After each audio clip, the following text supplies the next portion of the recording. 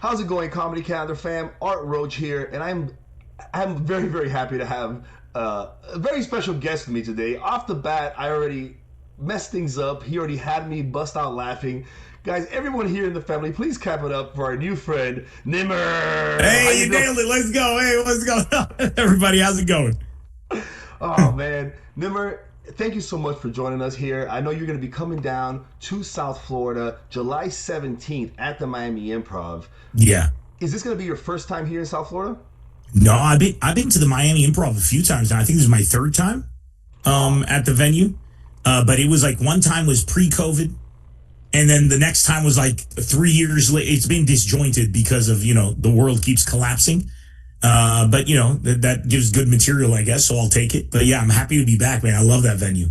Well, dude, welcome back. Welcome back. I've been there at the Improv for about a year now, and I can tell you that one of the performers that employees there at the Improv, they're always looking forward to. It's always the crowds that are not the standard American crowds. You know what I mean? So I know that this Thursday at the Miami Some flavor. Improv, dude, you guys are gonna turn out. There's a bit of flavor Lebanese. All my Lebanese, Latino, Black people come in because a lot of my material early on dealt with like you need to beat your children, and I felt that dragged in all the immigrants into the thing.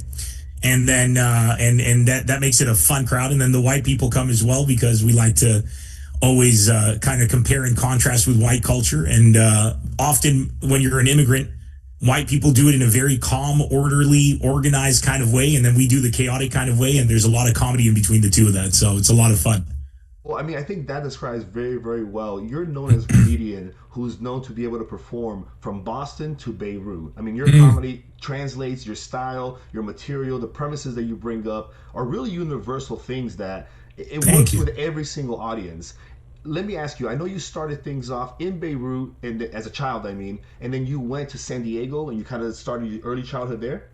So yeah, I was like a year and a half when we moved to San Diego. So, for all intents and purposes, I didn't know anything but San Diego. And then when we were 10, I like to joke and say when we were 10 years old, my parents took us back to Beirut where it's safe. But, as immigrant parents, they always are attached to where they came from and they fled because of war. So the first chance they got, they took us back. And I lived in Lebanon up until 2014 on a completely full-time basis. And I caught the stand-up comedy bug in America, though, like when I was a kid in San Diego. And I used to tell people from like as young as 4 or 5 years old, like when I grow up, I'm going to be a stand-up comic. And then when I was 17, I, was done with high school, went to university, still wanted to be a stand-up comic. The Middle East didn't have stand-up comedy. So I said, fuck it, I'll build it myself. And that's what I'm known for over there. So between 1999 and 2014, from zero up to like sold out stadiums of 10,000, 20,000 crowds. That's what I would do in the Middle East. So in 2014, I was like a household name in that region and I had achieved the impossible. And there were other comedians now following my footsteps. And it was a beautiful, beautiful thing. And I started to feel like I don't know if I'm funny anymore or if I'm just really popular and people know me very well. Because I remember I was doing a show where I had a joke and I hadn't gotten to the punchline yet, but because people knew me so well and it had been years, they knew where we were going and they were laughing and it was great. It was like an incredible moment. I got a standing ovation in the show and everything. But I couldn't help shake the feeling that maybe it's because they like me now and they know me that maybe I'm going to get a bit dull. I was worried about that. I was like, I still need to stay sharp. So I love watching martial arts movies and I used to practice martial arts and stuff. So I was like, you know what would a martial artist do? He'd go and target like better fighters to like hone his craft. So I was like, let me go to the US. And I came over here and nobody knew who the fuck I was, which was great. And I could barely get, like an open mic spot, but I grinded through it. And in 2 years I had a Showtime special out and I knew I was funny because I was going to like parts of America where like they probably never seen an Arab before, doing shows in like really rural areas or purposely targeting very like traditionally racist areas on purpose, just throwing myself in there and saying like, let's see if we can make everybody laugh if I'm really funny. And that worked out great. And then I was like, all right, now I got the US going, the Middle East going, let me go to Europe. So I focused on Europe at the same time, and then I said, let me go to Australia, So and was then that COVID hit, and sorry? I just sat down. So I'm sorry because I want to make sure. So was that no bombing in Beirut? No Bombing Beirut was the Showtime special. That was Yeah. we filmed that in 20, I think 16 or 15, and then it released on Showtime in the end of 2015 or the end of 2016, something like that. It was like my first American release comedy special. Well, and I think what was really cool about that one is that it was filmed in LA and Beirut, right? Yeah, And it was so it was like yeah. the dual cities kind of merged together. And that, again, to go back to that from Boston to Beirut kind of tag, dude, it works, right? You're literally spreading the continents. I mean, look, I'm very proud to be Lebanese. Like, I'm very proud of my people. I'm also very proud to be American. And I never had a conflict between the two identities. Like, I felt enriched by the fact that I had my childhood in America and my later years in Lebanon. I felt enriched that my parents were Lebanese and their friends were Lebanese, but also we had American friends. I felt that I was more than by having double than less than. And it always perplexed me that there was so much misalignment where Americans, especially back there's a lot more awareness now, but in the last 10, 15 years, I'd say immigrant culture has really started to become more popular. Well, politically now it's on a different stance, but if you talk to people on the ground, to like actual human beings, not people in positions of power, they love what they've gained from immigrants and from that other perspective. And that when I filmed No Bombing in Beirut, I was like, I want to film a special that is filmed both in front of a huge audience in LA and which is going to be predominantly, American, and a huge audience in Lebanon, which is going to be predominantly Lebanese. And I'm just not going to say, so we got the same DOP. I wore the same outfit. We lit it pretty much the same way. And I was like, I'm not going to say where I am. I'm just going to be, cutting in between the two shows and cutting in between the audience reactions. And at the end, I'm going to split the screen and reveal that you've been watching a show. If you're in America, you're watching a show and laughing with what you thought was Americans, but it turns out some of the material was being delivered in Lebanon. Some of it was delivered here. The people were there and here, and you didn't know. For you, it felt like one cohesive show. And the same thing for my people back in the Middle East.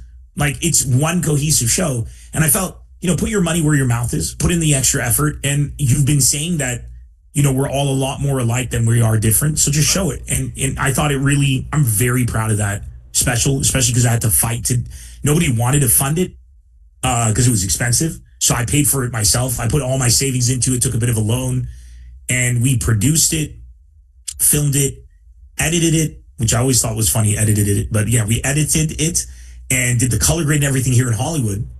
Then went to Showtime.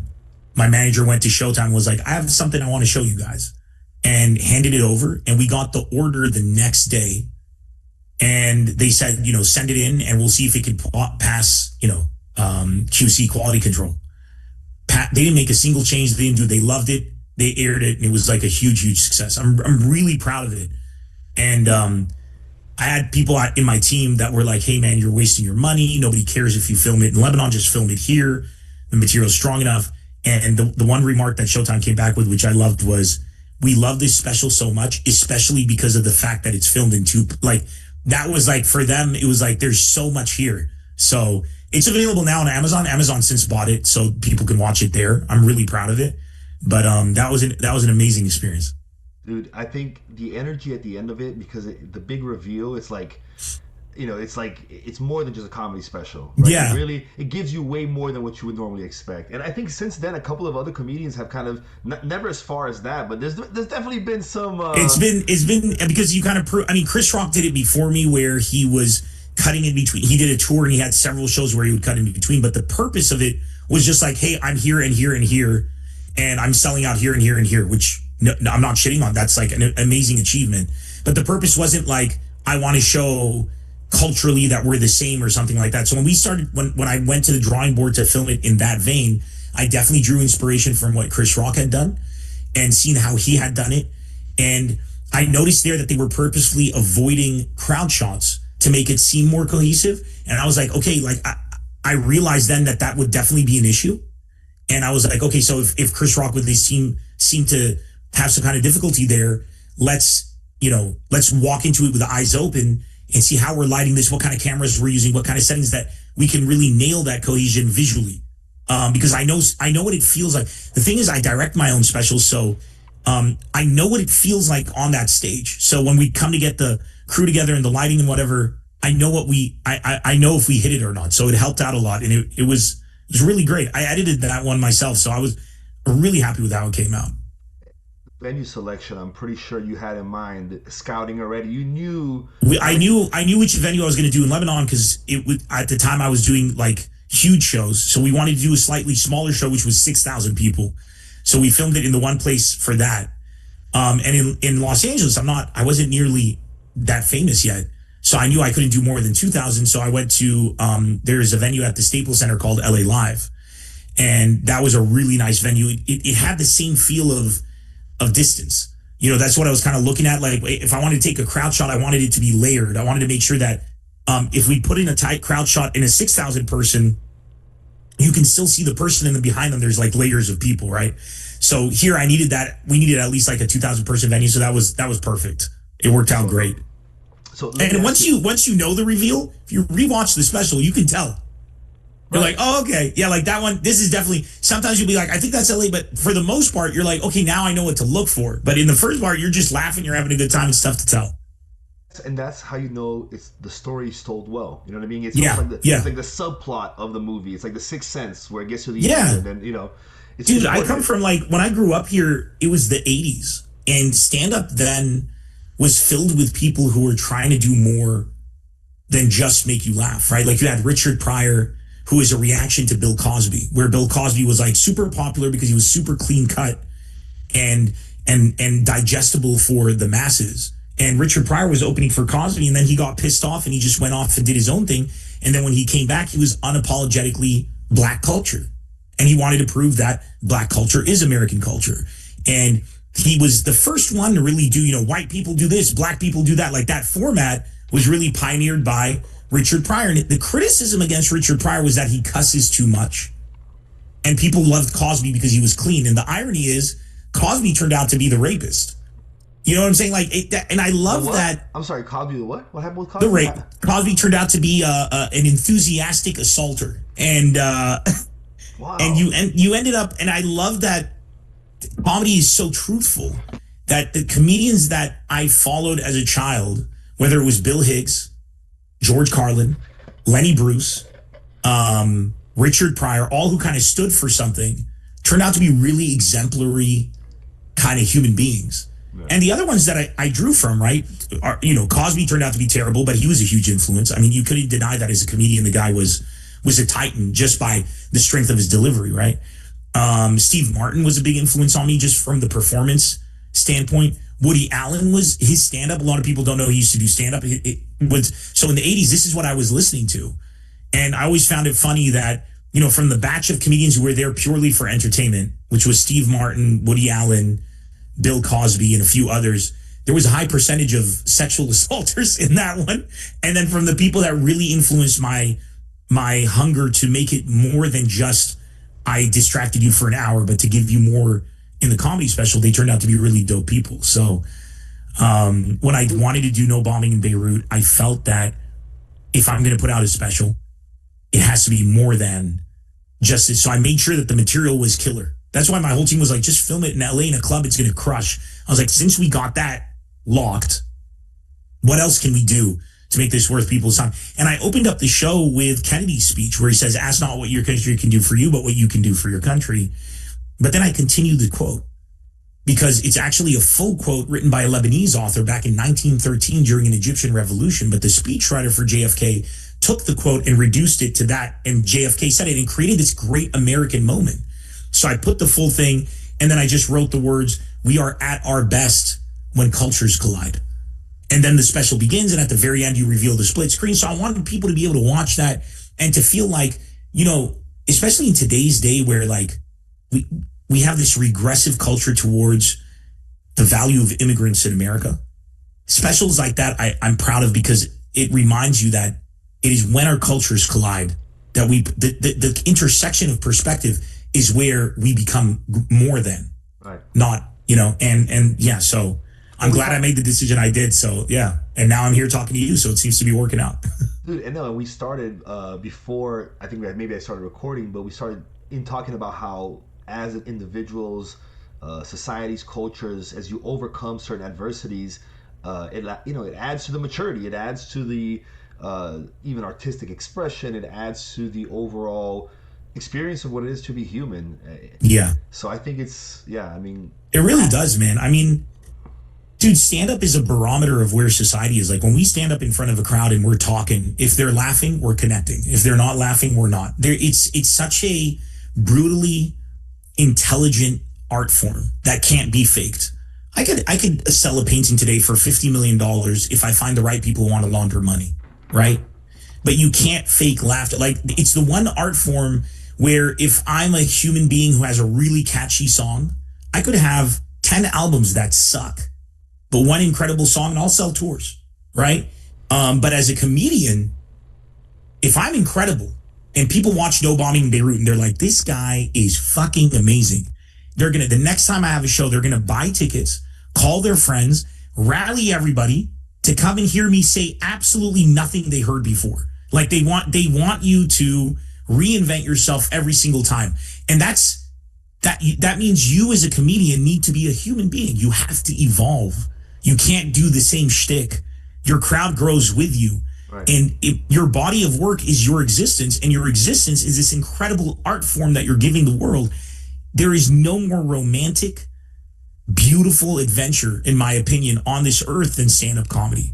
So when we're up on that stage, we have the ability to express ourselves in so many different ways. Why would we just be something that somebody would waste an hour on, as opposed to being something that stays with someone for the rest of their life, and then they can revisit you when they have kids, when their kids have kids, and just kind of, if you're evolving with them, you become home. And that's humanity, man.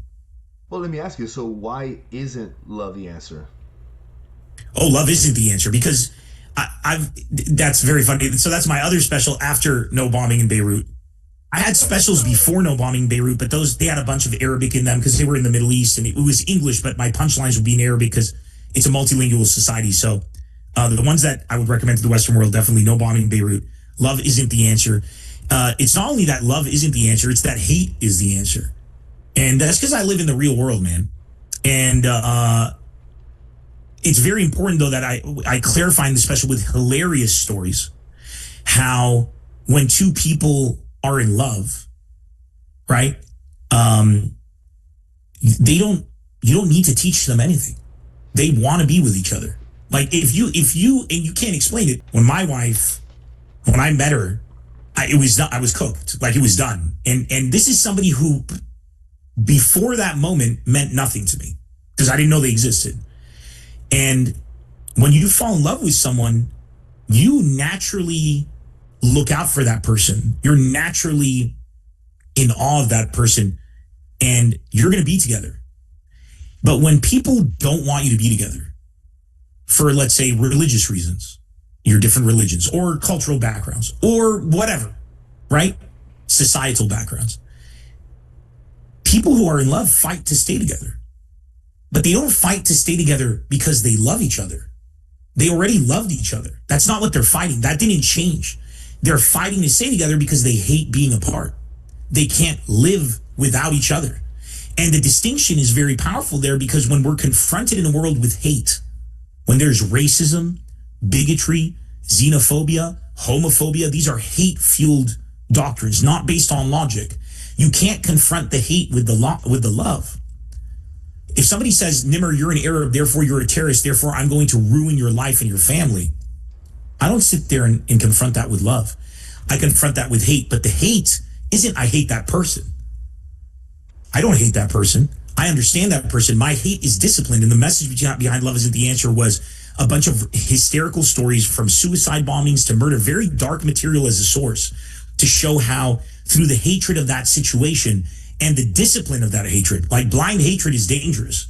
But if you're facing hate, which is unadulterated, emotional, unsubstantiated, and illogical, with a logical, determined, disciplined hatred, you will overcome. So love isn't the answer. Hate is the answer. But when I say hate, it doesn't mean like if somebody hates me because I'm an Arab, I'm going to hate them because they're white. Right.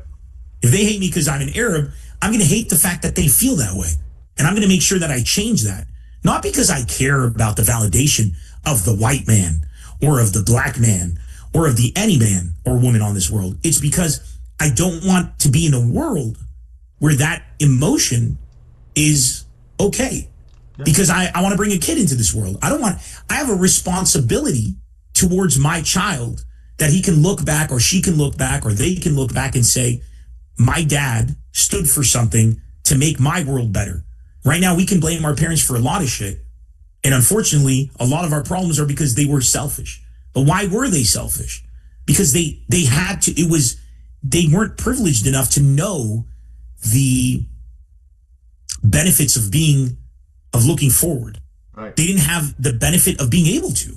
Our parents were fleeing war. They couldn't sit and be like, well, I think of the long-term benefit. It was all about immediate security, right? There was World War I, World War II, the Vietnam War. There were cataclysmic wars where they had to survive. Survival isn't a long-term thing. It's right now, right here. But we have a more stable world, so we got to do our part. And as a comedian, if I can help, if an artist can help, if a musician can help, it's about the collective effort. So if love isn't the answer, because I hate that we live in a world today where people focus on non-existent problems. They create their own problems instead of focusing on real problems. So I address that in my stand-up.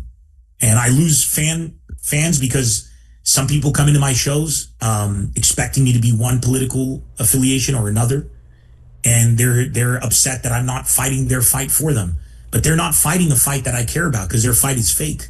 I'm fighting the real fight. And if they like that, that's fine. And if not, I'll be here when they come around, if they do. And I think that's one of the things that speaks about your style, is because you are across the board, right? You hit multiple kind of different demographics, but you're unapologetic in the way you approach it. So like you just said right now at the end, you're like, they're going to come back. You know what I mean? Like they do. And if they don't, listen, if they don't, so be it. I just know that I can rest my head easy at night knowing that I stood for something, right? It's called stand-up comedy, for fuck's sake. We're not supposed to bend over for this shit. You're supposed to be, we're revolutionaries. We're rascals. We're punk rock. That's what we're supposed to be. I'm not out there. I could easily grift. Right wing right now is like the in way to get a lot of people online. I don't mean being Republican. I mean right wing. Hating on women, trad wife bullshit, saying toxic masculine stuff. That'll get you a ton of views. It'll get you engagement. It'll get you more people buying tickets. But then what? That's short term, man. That's short term. I've been in this industry for 25. I built stand-up comedy in the Middle East. I did illegal shows in Saudi Arabia, in Kuwait, in Jordan, before you were allowed to have crowds of people mixing. Today in Saudi Arabia, women can drive and everything. In 2002, that wasn't the case, man. Right. You couldn't have women and men in the same room together. We were doing shows like that. Today, stand-up is a culture where people express themselves in the Middle East because of what I put down on the line. And I could have just done stand-up in Arabic. I could have made a ton more money doing shows to rich folk out there who would do a private event and then I'd go and do things the way they wanted. And today I'd be wearing jewelry and flying first class to certain places. But instead I fly business class to some places when they pay for me. And if it's me and my wife, I'll try to use those miles to get her to business class. But you know what? I'm fucking proud of what I did. And I made a difference. And I know one day in the future, if I stick with this, I have confidence that one day I will be very wealthy. Not financially. I don't give a fuck. If I have more money, all that does is it makes me able to do more stand-up with less risk. Because at the end of the day, we need money to be able to do what we love. I don't care. I have my 55-inch, 65-inch TV. I got my video games. I got my wife. I don't need anything else. But if I have more money, I can do more stand-up without having to worry about, well, I got to do something else now because my stand-up isn't going so well at the moment, let's say, or something like that. So that's the only reason. But I will be more wealthy because I will have stories to tell. I will have people in my circle that I care about and people who mean something and do stuff. I'll be able to introduce my children to people I'm proud of, right? Not like, oh, we're being nice to this person because they're rich. We're being nice to this person because they're awesome. And if you keep that as your compass, your North Star, you're gonna eat well, man. You're gonna eat well. I think you kind of segue beautifully into this, which is we're gonna go back and talk about extremely unextremist in a second here, but in October, I think a lot of these a lot of these things you've done in the past for the right reasons. I think in October there will be somebody new here on the planet who maybe in a couple of years looking back will be able to be proud and say, look, when it wasn't convenient, my father was a man of integrity. He acted in his conviction even when it wasn't the easy thing to do. Do you want to share? Do you want to share with the Comedy Council? Yeah. I'm having my first child, a baby boy, end of October. God willing, everything. We're waiting for. But so far, so good. Thank you. Definitely my biggest achievement, second biggest after marrying my wife, and nothing comes close, man. Nothing will come close to the bond I have with my wife, and I'm sure I haven't met my son yet, but dude, I can't fucking wait. And it's important to me, man, because I'm very proud of my father. My father was always, and he's still alive today, but my father and my mother sacrificed everything for us. Everything. Their comfort, their joy. They left countries because they wanted us to have a better future. As all parents, all great parents do. This isn't a unique story, right? But I want my kid to be proud of me as well. My kid or kids, God willing, if we have more, if we're blessed enough to enjoy that even more. But I know that when that kid gets here, A, I would have helped make the world a better place for them. And B, this is an online world. They can see us. You know what I'm saying? They can see us. And they can see the evolution of us. And they can learn from us. I couldn't see that. I had to hear stories from my dad and from his friends and gather that. But my kid will be able to go online and see the early NEMR, mid-stage NEMR, late NEMR, maybe midlife. I haven't gone there, but supposedly I'm going to have a midlife crisis. We'll see. They can see all of these stages. There is accountability, and some people will be afraid of that. Some people say, fuck, there's accountability, nothing. And for them, that's a source of fear. But I'm not a right-wing extremist. I'm a leftist. I'm a liberal. And that doesn't mean Democrat or Republican. That means somebody who lives out of courage. I don't live in fear. So the fact that there's accountability makes me excited because my son has the opportunity to see my good moments and my bad moments. And what does that mean? That means they're going to be able to learn rapidly from that. If you went into 1,000 years ago and told any sensei, any master, that there's a technology out there that'll allow your pupils to see your entire journey cataloged the way you want it online, they would have jumped at the opportunity because they live out of courage. And we live in a world right now where right-wing extremism is a definition of people who live in fear, and left-wing extremism is a definition of people who live with courage. And unfortunately, either is a very detrimental thing because you're going to walk into a very dangerous situation as a left-wing extremist and get obliterated because you're just going to be like kumbaya thinking everything's great. And right-wing, you're going to walk into very positive, beautiful situations and ruin the vibe because you're a piece of shit and you're living in fear. And I'm trying to bring people to the middle. So extremely an extremist is about me being who I am. I'm an extremist, but I'm extremely unextremist, which means I'm an extremist who really enjoys everything and lives out of courage, as opposed to being an extremist who wants to ruin everybody's day. Well, I think one of the things I'm a very serious guy. Like I take myself very seriously, and in comedy, I try to. So one of my expressions is the only thing I take seriously now is having a good time. Yeah, so, man, that's great. Yeah, hell yeah. One of the reasons I kind of wear my hair crazy style like this now is to kind of remind because I took it right before I would go on stage. I would kind of like look at my guys and be like, all right, how do I look? And they would lie to me. They're like, you look great, man. And I'm like, no, bro, on a good day, I don't look great. I like the dichotomy of that statement of being able to say, extremely unextremist. Like I am very extreme in believing that you should not take things so extreme. So I like that. And I think it describes a lot in, you kind of just went through the history and kind of at least in your English speaking side of the career, of how you've gotten to where you are today. And I think, so at the Miami Improv this Thursday, July 17th, I recommend, look guys, I'm going to be there in the front. I'll be seeing you guys, the whole Comedy Calendar fam.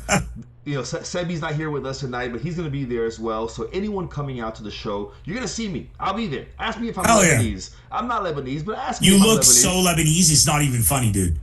Like you look literally like your name is, I don't know, like a Tufi or a Adil. Like if somebody introduced you to me as like this guy, this Lebanese friend, I wouldn't even blink twice. I mean that as a compliment, obviously, because we're some good looking fucking people.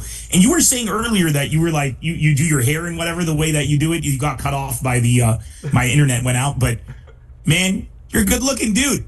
You're selling Thank you. yourself short, man. You're selling yourself short. That smile right there, I'm sure you've stolen a lot of hearts with it. So Oh, thank you. I just turned 40 on Monday, so you're fucking with me, bro. yeah, bro. 40 laps around the I sun. thought you were like 28 or some shit. That's crazy. I wish, bro. It's all the adrenalinochrome or something. I don't know. I got No, man, it's those genetics, baby. Oh, that means you're living good. That means you're living a good life, man. You don't look 40. You well, look good. it's really it's what kind of what you were saying before. It's once I started doing stand up, I found kind of a greater purpose to what I mean, obviously having my kids, like my kids were a greater purpose, but once I found stand up, I knew what the journey of the rest of my life was going to be, right? I Mm-hmm. knew the um, I knew that, like, kind of like what you said, like the things I really believed in, I would be able to express them in a way that was artistic, in a way that was worthwhile, and I could put it on tape, I could put it on the internet, and it could be recorded for all of history. And I want to be proud of it. I would never want to, make joke about things that I hold dear, or put it differently. Sacred.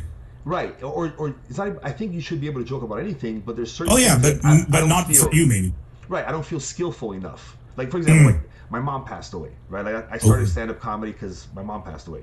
So sorry. I don't. Thank you. I don't really make jokes about it. Not because I think it's something that she wouldn't appreciate. I think she will appreciate it, or would appreciate it.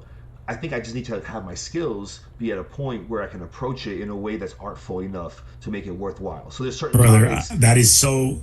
that's brilliant that you said that. That is the thing. A lot of people say, everybody's like, oh, you can't say anything anymore. And I always stop people. I'm like, first of all, you can say anything you want, more so than you could in the past. Any comedian that's like, oh, people didn't laugh it's because you weren't funny. It's just people are smarter. People are more worldly. They're better traveled. You don't even need to leave America to know what the outside world is doing if you got TikTok, right?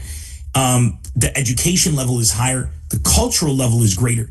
So you can't get away with making a stupid like black low credit score joke. It's not funny because it's not even creative.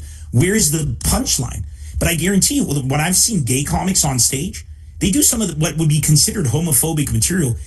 The crowd's dying because it's funny, right? So as long as you're funny, but sometimes if you're not skilled enough to take on a subject, shut the fuck up Yeah. because you're not there yet. I'm not talking about you and your mom. For you, it's more of a sacred thing, and you don't want it. You want it's your mother. You're going to approach that with reverence, Right. right? But if I'm going to talk about anything political, or if I was going to make a joke about anything, bro, your mom, right? Let's say I wanted to deal with the death of your mother. I have to be so above the level I'm at right now to not be offensive, because it's important not to be offensive. You're as a comedian, you're not out there to offend people. Right. You're out there to make people laugh and speak truth. If people are offended by that, that's their problem. But unless you're a comedian who's there to offend people like Bob Saget or something, which is your shtick, then that's a whole different story. But, But may you rest in peace. I'll add to what you're saying. Like a lot of times people ask me as a comedian, they're like, "What kind of comedian are you?" And like, for example, I don't like. I'm just put it out there. I'm not gay, right? So I don't make jokes about gay people because the level of thought that I've put into it is so shallow that I mean, yeah. there's no way I could come up with some joke that's going to be deeper than, for example, a gay comedian who's been gay their whole life and has always thought about. It's Like, their truth, man. It's the perspective, I'm Brazilian, for example, so a lot of times people assume that I know which is everything really about. gay. I'm kidding. Right. Well, no. Just kidding. I was just messing with you. Absolutely the opposite. No, I was like, I got to find something wrong to say here. Listen, it's a spectrum, and the median point in Brazil is way off from America. Don't worry, I'm not offended. I know. I'm just messing with you. No, but what I mean is that a lot of times people assume that I know everything about soccer, for example. So, like, I don't. Like, I'm not, even though I'm Brazilian, I don't keep up with everything Bro, soccer. I just want to say that during World Cup, Lebanon would shut down as a country in the World Cup, and people would like fight each other in the street for Brazil. We're huge fans, man. We've been our whole lives. Brazilian soccer football is peak, but I know there's much more to it than that. So, That's what I mean. Like, during the World Cup, I have to go crazy. It's a religious thing. It's not even. It I is. have to. But most of the time, I'm not really. So if I try to make jokes about like whatever's going on in soccer today, I don't keep up with it enough to be able to actually do it. You know what I mean? Like, so it's one of those things. Like, it's your stand up is better when you're being truthful to yourself, and the things that you already naturally spend your time thinking about. Write jokes about that, about your actual experience. Don't come up with some experience. Don't try to like make fun of somebody else's experience that you obviously haven't really put enough thought into to be able to make a joke that's layered enough to make it like you know who No, Mike no. Yard, you know who Mike Yard is? I think he was on well, it doesn't matter, but he has a thing from years ago from the Obama administration where it was like, what if Obama was Latino, you know? And basically, I'm not gonna go into the whole thing, but in the expression of the whole bit, you can tell that this man lived with Dominicans for a long, long time. I know exactly what you're talking about now. Yeah. Yep. Dude, and the bit, it's like he's making It's fun great. of it, but It's really, so good. it's an homage. The guy's really paying so much respect by having spent so. Andrew Schultz is another guy that does that really well. He'll make fun of a group. But he knows them intrinsically. Like he's friends with this group his whole life. So when he's doing it, he's not saying stereotypical things that people would say thinking this is funny because they're racist. He's saying the actual things that he knows because he's been in their homes. He's been friends with them. He's experienced life with them. That's the point. You can say whatever you want. I've always found it ironic that we live in a world where like Dave Chappelle gets paid $50 million for 45 minutes of talking or 25 million, whatever. And Joe Rogan pays $350 million to sit down and talk to people. And some people are out there saying you can't say anything anymore. It's insane to me. And I can expect that from the layman, but from comedians to say that shit, I'm like, dude, I mean, come on, man. Like, we're supposed to be better than that. Like, all we do is talk for a living. I think Anthony Jeselnik said it in an interview where he said, you know, like, so people don't want me to say retarded anymore, right? Like the R word. And he goes, yeah, that's fine. I can work around that. He's like, we have the dumbest job. Like, we literally, if you can't find a way around that, like, do something else, man. Like, if that's the challenge where you're like, no, fuck this up. Like, it's not for you. It's not for you. Like, there are people out there that are in oil rigs, like risking their lives. You know what I'm saying? There are people in kitchens cooking for barely any money, right? There's wait staff out there suffering. There are plumbers and there are people like some. It's like hey, stop saying like the F word, FAG, etc. And you're like, no. It's like, bro, just fucking do it, man. Well, I think about it too. Like Michelangelo, for example, like they didn't have a blue pigment. Like, you know what I mean? Like they had to paint without the color blue, and like and they figured it out, and they would use blue as like the biggest highlight. You know, like that's where like the blue robes and like the Renaissance. You know, like think about that. Think about if you had to do stand-up comedy without using the word "and." Yeah. Like, you know what I mean? Like, that's difficult. Tough. Like very difficult. But if somebody says you can't use, you know, I don't know, I don't want to say the word, but like, you know, FAGGOT. Okay. Then don't. Like, you know what I'm saying? Like, if you have 45 minutes of material with the word, I mean, you got a bigger problem. You know what I'm saying? Like, goddamn. Like, how and much it's of a not part that of you, your life is it's it? not that you can't say it, by the way. You could actually say it. You could go up right now. And I have a joke. What's the word where I say stop being a pussy? And I made a huge bit out of the fact that it's from the word pusillanimous.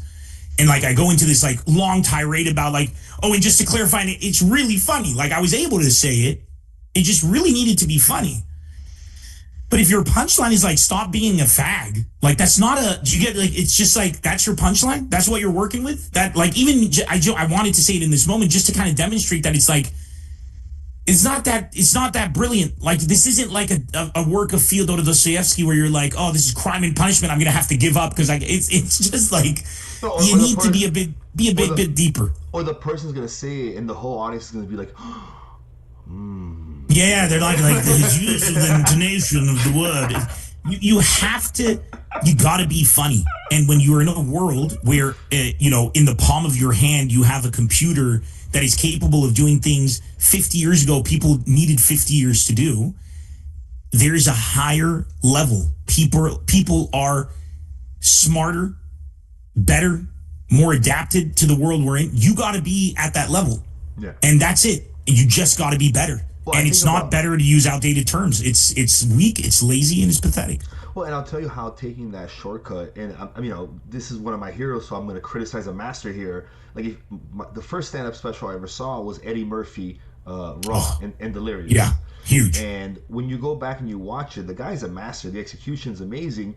But, one of them was filmed in 1985, for example, right at the beginning of HIV. So some of the jokes that he makes as jokes, they have structure, they stand up as jokes, they can even be found funny as jokes. But with the context of in time, of what we know today about what was happening back then, when you look back at it, you can see how it's like, hey, you were talking about a thing you really had you were not a part of that community. It was some cheap shots, and guess what? It aged like shit. It aged like shit. When you go back and you watch that special, I live by that special. It's one thing I tell comedians all the time. Go back and watch it. But even I watch that part, and I'm like, oh shit, yeah, that's a little. But here's the interesting thing: if he hadn't done it, right, we wouldn't have been able to learn from it. Right. Today, how it doesn't work. So he remained the pioneer that he is and the trailblazer that he was. Just like I am today, I'm fully convinced my material is all going to age really well. But how the fuck should I know? Right? 50 years from now, we don't know. The thing is, it's not about whether or not you're saying, it's what is your intention in that moment? Are you willingly trying to inflict pain? It's not going to age well. But if you're saying something which, nobody knew what the fuck was going on at that time. And in the 80s, it was so experimental because nobody even really knew what the hell a stand-up comedian rock star was supposed to be.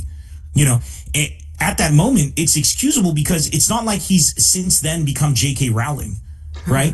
Where he's not a terrible person. He's a great person, a huge contributor to the community.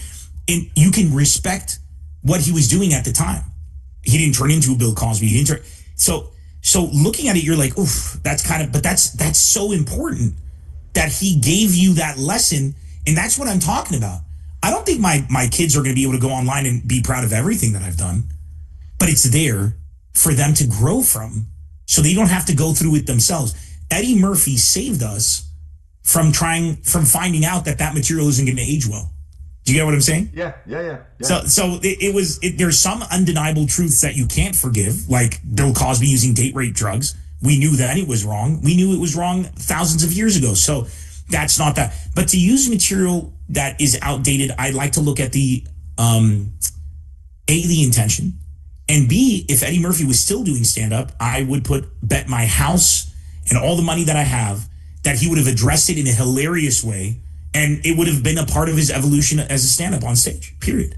That's good. That's actually, very good point. I think about Eddie Murphy all the time and, not how he doesn't do stand-up anymore. And I create those situations where it's like, what if he did and what if he didn't and what if he was doing it now? I never thought about it like that, where he would be able to go back and address. He'd be able to, whether he would backtrack, whether he would use it as a springboard to come up with the most brilliant thing you've ever thought of. Don't forget, stand-up comedians are unpredictable.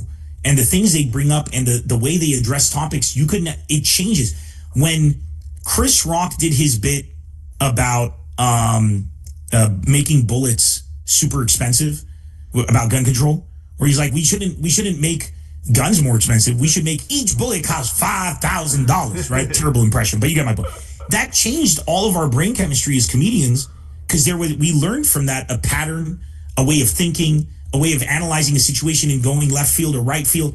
And every comedian's contribution enhances the body of work of all of us, which is why when somebody says something is offending a group of people, you have generations of comedians who've been in difficult situations before you, and now you can't fucking do better. It's a joke. They suffered so that we can have it easier. This is our challenge, and it's not get at the source. Find a different word. Drop the bit and come up with something else. In this business, you're gonna have to have hours and hours of material. If you can't rewrite one bit, just move on. Just get a joke. That beautifully segues us into the next thing I wanted to talk about. So you are, you're a bilingual speaker, at least I know. You have done comedy in Arabic and in English. Tell me a little bit about that. I mean, I'm someone. I'm going to have to correct you there. I've done comedy in English and I'll pepper in Arabic. But the one time I tried doing stand-up in Arabic, one of the most unfunny, horrifying things that you can ever see in your life, and I never did it again. And I have such a respect for my compatriots in the Middle East who've since taken up the stand-up comedy mantle and do it in Arabic, because I'm in awe. The language is heavy. It's gendered. It's not smooth. Like, you have no idea how much English lends itself towards stand-up, because you can be like, I'm walking down the road and I got hit by a car. But if the car has to be masculine, the road is feminine, and you know what I'm saying? Like, it weighs down your material, and it's just I think in English because my childhood was here, so I end up translating. So I've done it in English because that's how I think, but because I'm Lebanese, if I get into a car accident in Lebanon, or the bit is about getting into a car accident, nobody gets into a car accident and is like, give me your insurance documents if they live in Lebanon. You know what I'm saying? They're like, like they're going to come out. But that's just like a few words here and there. That's the authenticity. Right. So my bilingual and kind of trilingual, because I also speak French, but not very well. I wasn't a good student. But my background there will just give me the tools to really bring the authenticity so people know that I'm not making this up, just like to what you were saying, where I'm living my experiences. The reason I ask is, you know, the South Florida comedy scene and the South Florida comedy audience, it is a very multicultural environment. So, for example, I told you earlier, I was born in Brazil. I was raised here in South Florida. So I actually do stand-up comedy in English, Spanish, and Portuguese. Wow, and that's crazy. That's bro, you're a genius. That's insane. Well, I mean, the quality, you know, miles will, you know, depend on your driving habits. But what I will say is that South Florida is the only place in the world that I know that I can get actual reps in all those languages. I mean, we just recently had a Spanish language festival called Miami Improv, and I was invited to participate on the last day and perform in Spanish. So it was really, really cool. That is awesome. So I think, again, with this idea of the multicultural audience here in South Florida, knowing that your comedy brings in people, and it's about really bringing in people and bringing them all together in the same room, what do you think the South Florida audience can kind of expect from your show on July 17th? Terrible Spanish. I hope they're not expecting Spanish, because I should learn Spanish. That much I know. What they can expect. Your kid's gonna teach you Spanish. Don't worry, bro. I've wanted to learn Spanish my whole life, so I think I'll take that opportunity. They can expect authenticity and representation in a world of diversity. They can expect that guy on stage, a man who's diverse, lived a diverse background, lived both experiences, both American and immigrant and Lebanese, authentically. And I've lived it since the 80s, since 1983. So they can expect somebody who's unapologetically who he is. And I fight for everybody else to have that same ability to be comfortable in their own skin, because my whole point has always been to remind people that their perspective is what money can't buy. And that's like, as human beings, it's our perspective that makes us valuable. Why do you choose one friend over another? Or why do you seek the guidance of one person over another? It's for their perspective. And the whole point of us living and coexisting and sharing and crossing our cultures is to gain solutions to problems from different perspectives, to enhance our lives. You know what I'm saying? If I go up to somebody from a different culture and I'm talking about something that's ailing me, and then they tell me a story of their grandfather who had the same issue and dealt with it in this way that I didn't even think about, how the fuck is that a bad thing? Right? And if I have something that's ailing me or has me preoccupied, and I hear a comedian talking about it, but from their culture, then I'm like, that's hilarious. It gives me solace. So what they can expect is they can expect somebody who really gives a shit about them being there. And I hope that they like laughing, because they're not going to find anyone funnier besides yourself, probably. And that's all I can say. I'll let my material speak for itself. They can find clips online and stuff, and I really hope that I get the privilege of hearing them laugh. Well, look, Comedy Calendar fam, you guys heard it here from the man himself. This Thursday, July 17th, we're going to be there at the Miami Improv. I will be there right there in the front. Sebastian's going to be there with me. My man, can't wait to see you. We are going to be taking you guys, checking you in, taking you all the way to your very, very seats, having you guys lined up and ready to watch the show. I think, are you going to be doing like any meet and greets after the show? Any pictures? I always just walk out after the show. Like, I'll go in, I'll usually be sweating like crazy. So I go put on a hoodie or something. 3-4 minutes later, I just walk out, and whoever's there, I just hang out for as long as I can, because I think my favorite part is after the show, to hang out with everybody, see what they thought, and at the same time get to know them and enrich my life with their perspective on anything they have to say. Dude, it's one of my favorite things as well. Isn't it the best? Oh my God, man. I love after the shows. I know it's a social battery thing. Everybody has a different. I don't have an issue with that. Neither After do the I. show, I like to come out. I like to shake hands. I like to kiss babies. Absolutely. I love to get the feedback. You know, sometimes people Run for have. office. Just Yeah, I mean, kiss me. if I didn't have, you know, if I had citizenship, you know, if I had the right paperwork to do that, I would run for Oh my office. God. Yeah. But no, but I enjoy it. I'm glad to hear that. Not only that you are going to be doing your meet and greet, but you're so enthusiastic about doing it. Because a lot of times people, you know, I get it. No, man, that's the whole point. Jesus Christ, these people that are in the room are the MVPs of my life. I get to do what I do because they showed up. Not only do I want to meet them, I want to thank them, man. That's it. We work in an industry, the only job where people give you a round of applause for showing up.